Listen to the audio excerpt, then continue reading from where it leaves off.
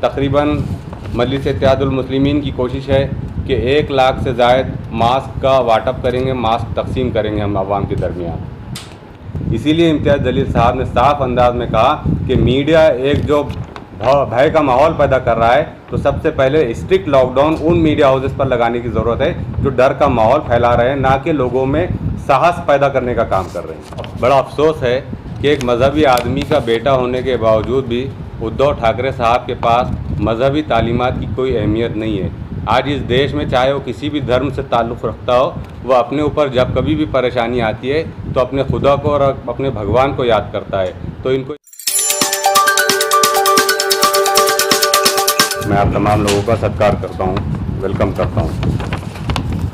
आप तमाम लोग जानते हैं कि इस वक्त मुल्क में और ख़ास तौर से औरंगाबाद में कोविड की जो सिचुएशन है वो बहुत ज़्यादा ख़तरनाक है, सूरत हाल ख़तरनाक है। यहाँ पर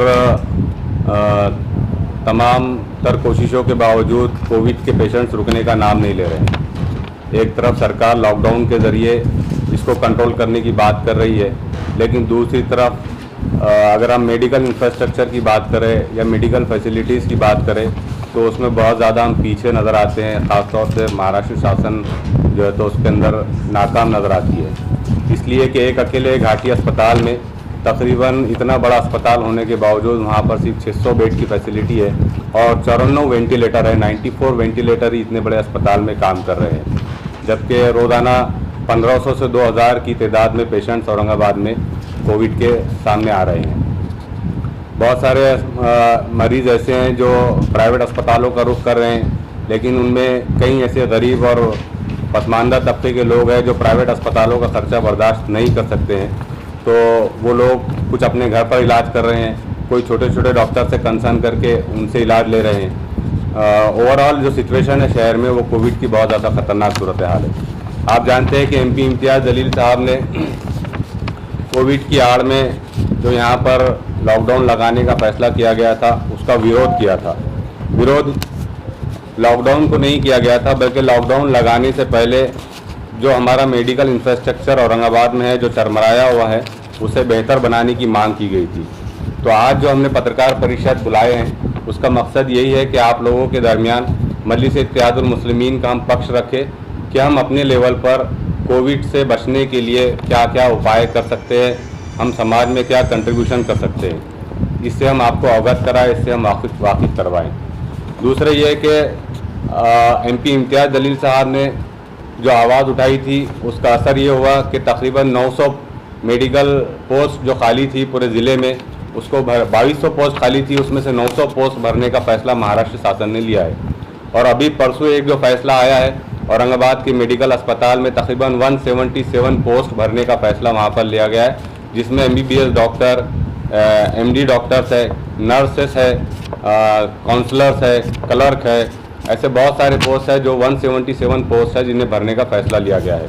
तो इस सिलसिले में हम MP इम्तियाज़ जलील साहब की कोशिशों को सराहते हैं और उनका शुक्रिया अदा करते हैं कि उन्होंने एक बहैसियत MP उनका जो रोल होता है प्रशासन के सामने अपने शहर की, अपने ज़िले की जनता को रिप्रेजेंट करने का, वो उन्होंने बहुत अच्छी तरीके से निभाया।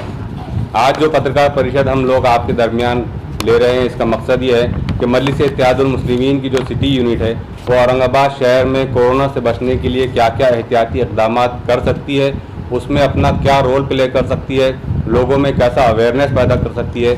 इसके लिए हम एक जन जागृति अभियान 1 सप्ताह का मनाने जा रहे हैं। हम इस 1 सप्ताह के दरमियान, इस 1 हफ्ते के दरमियान हम लोगों के पास जाएंगे।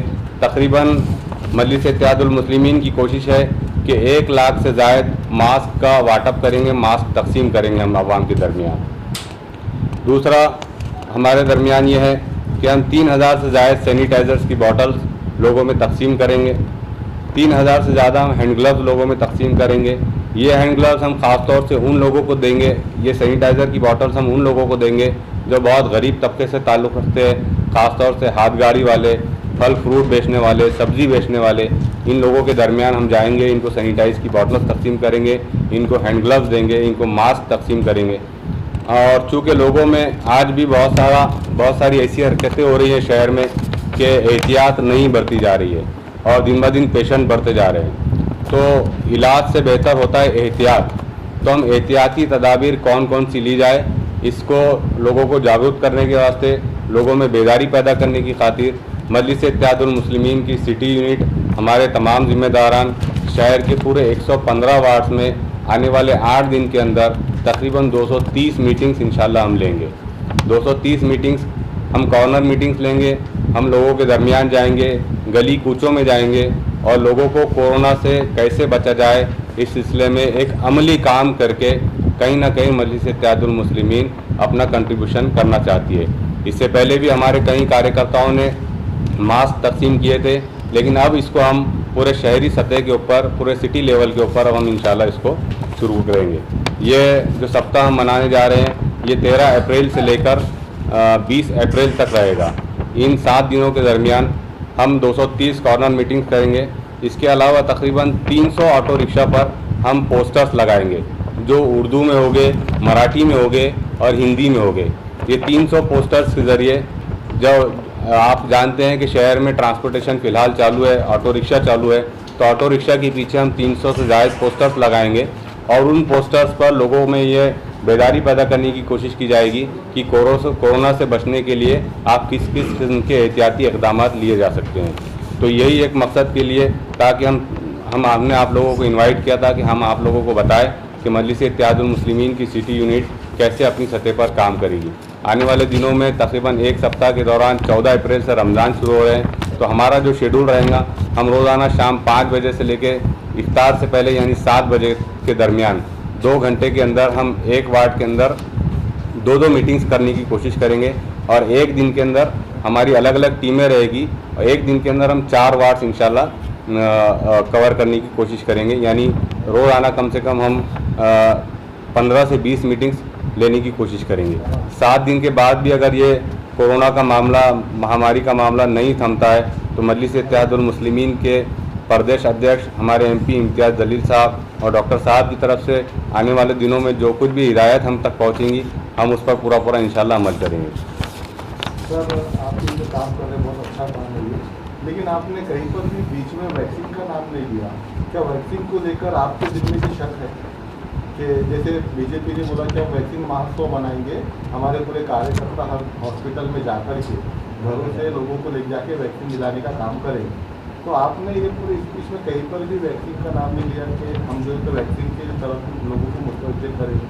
क्या आप भी शक करते हैं वैक्सीन के? नहीं, अगर वैक्सीन ज़रूरी है, जिन लोगों को ज़रूरी है और अगर डॉक्टर्स कहते हैं तो लेना चाहिए। अगर बीजेपी कह रही है और हम उसका विरोध कर रहे हैं, लेकिन वो जनता के हक में बेहतर है, तो जो जनता के हक में बेहतर है हम उसी पे बात करेंगे और वही काम करेंगे। बीजेपी क्या कर रही है या शिवसेना क्या कर रही है, कौन बना रहा है कौन नहीं बना रहा है, इससे हमारा कोई ताल्लुक नहीं है। जो जनता के हक में बेहतर है, जो एक आम नागरिक की सेहत के लिए ज़रूरी है, चाहे वो वैक्सीन हो, चाहे मास्क हो, चाहे सैनिटाइज़र हो, हम हर उस अमल का, हर उस एक्शन का समर्थन करेंगे जो लोगों की सेहत को बेहतर बनाने के लिए लिया गया हो। इम्तियाज़ जलील साहब का जो एक ट्वीट आया है कि अगर कोरोना को खत्म करना है तो सबसे पहले मीडिया के ऊपर लॉकडाउन करें, तो आपके पूरे प्रोग्राम में मीडिया इन्वॉल्व रहेंगी कि नहीं रहेंगी? क्या आप लॉकडाउन कर रहे हैं मीडिया? MP इम्तियाज़ जलील साहब ने जो कहा है वो आप मुझसे ज़्यादा बेहतर जानते हैं। 24 घंटे चैनल चलाने के लिए लोगों में रोज़ाना हर मिनट को आप बता रहे हैं कि हज़ारों की तादाद में पेशेंट सामने आ रहे हैं। कोई भी टीवी चैनल सिवाय 1-2 को छोड़कर कोई भी मीडिया हाउस ये नहीं बता रहा है कि रोज़ाना कितने मरीज़ सेहतयाब हो रहे हैं। देखिए, इंसान है, अगर आप उसको बार बार डराएंगे तो उसमें डर की सूरत हाल पैदा होगी और आज बहुत सारे लोग अगर मर रहे हैं तो उनका विल पावर कमज़ोर होने की वजह से, डर और खौफ की वजह से मर रहे हैं। इसीलिए इम्तियाज़ जलील साहब ने साफ अंदाज में कहा कि मीडिया एक जो भय का माहौल पैदा कर रहा है, तो सबसे पहले स्ट्रिक्ट लॉकडाउन उन मीडिया हाउसेस पर लगाने की ज़रूरत है जो डर का माहौल फैला रहे हैं, ना कि लोगों में साहस पैदा करने का काम कर रहे हैं। अभी रमज़ान में ये पाबंदियाँ बरकरार रहेगी 25 अप्रैल तक। इस सिलसिले में हमारे की तरफ से कोई डिमांड है कि रमज़ान में नहीं दी जाए? ढील ही नहीं, बल्कि हम तो लॉकडाउन का ही विरोध करते हैं। लॉकडाउन, सिर्फ एक लॉकडाउन लगाना कोरोना को भगाने का अकेला सॉल्यूशन नहीं है, और भी बहुत सारे इक़दाम करने की ज़रूरत है प्रशासन को कि जिसकी वजह से लॉकडाउन को, कोरोना को जो है तो दूर किया जा सकता है। लॉकडाउन में ये ब्रेक दी चैन है, तो ये ब्रेक दी चैन में जो पाबंदियाँ, ये लॉकडाउन जैसी ही है तकरीबन, तो इसकी पाबंदी में मस्जिदों में, लेकिन मस्जिदों में और धार्मिक स्थल पे इबादत की इजाज़त नहीं है। इस सिलसिले में मेरा सवाल है कि आप डिमांड करेंगे? उद्धव ठाकरे साहब के जो वालिद थे बाला साहब ठाकरे, ये बहुत मजहबी आदमी थे। हमें बड़ा अफसोस है कि एक मजहबी आदमी का बेटा होने के बावजूद भी उद्धव ठाकरे साहब के पास मजहबी तालीमात की कोई अहमियत नहीं है। आज इस देश में चाहे वो किसी भी धर्म से ताल्लुक़ रखता हो, वह अपने ऊपर जब कभी भी परेशानी आती है तो अपने खुदा को और अपने भगवान को याद करता है। तो इनको इस बात को समझना चाहिए कि इस वक्त देश एक महामारी से गुजर रहा है और हर शख्स चाहता है कि वो अपने खुदा के सामने, अपने भगवान के सामने इस आफत से बचने के लिए दुआएं करे। तो उद्धव ठाकरे साहब को इस सिलसिले में सोचना चाहिए। मस्जिद हो, मंदिर हो, गुरुद्वारा हो, गिरजाघर हो, उन्हें पूरी तरीके से खुला रखना चाहिए। उन पर पाबंदी लगाकर कहीं ना कहीं हम एक मरतबा फिर कुदरत को चैलेंज कर रहे हैं। ये हमारी समझ है। मजलिस इत्तेहादुल मुस्लिमीन इसका कड़ा विरोध करती है। आपका बोलना है कि शाही स्नान सही है? जी, शाही स्नान जो चल रहा है तो वो सही है? उत्तर प्रदेश में एक शाही स्नान हो रहा है, बहुत बड़ा कुंभ मेला लगा हुआ है, वहाँ पर वो सही है? इसका मतलब तो अगर भगवान को याद किया जाए तो वहाँ पर जो भीड़ आ रही है, वहाँ पर जो जमा हो रही है, वो सही है? लाखों की तादाद में जमा होना बिना प्रिकॉशंस के वो ख़तरनाक है। लेकिन मस्जिद रहो या मंदिर रहो, वहाँ पर अगर कोई कुछ लोग अगर इबादत के लिए आते हैं तो वो बहुत महदूद संख्या में आते हैं, बहुत कम संख्या में आते हैं। और एक ही वक्त में इतने सारे लोग, लाखों लोग नहीं जमा होते हैं। मंदिर रहो या मस्जिद रहो, वहाँ पर 100-150 से ज़्यादा लोग जमा नहीं होते हैं। लेकिन अगर उनको ये पाबंद किया जाए कि आप सोशल डिस्टेंसिंग को मेंटेन करते हुए अपनी इबादत करें, तो वो धार्मिक स्थलों को खुला रखने में कोई हर्ज नहीं है। जैसे इमाम को मुस्लिमों की पार्टी कहा जाता है और रमज़ान आ रहे हैं और अगर 14 अप्रैल के बाद में लॉकडाउन लग जाता है तो मुस्लिम कौम रमज़ान के अंदर ऐसा अपना गुजर बसर करेगी जो गरीब तबका है, उसके लिए कुछ इमाम पार्टी नियोजन बना रहा है। सबसे पहले तो आप ये बात को दिल से निकाल दीजिए कि मजलिस इत्तेहादुल मुस्लिमीन सिर्फ मुसलमानों की जमात है।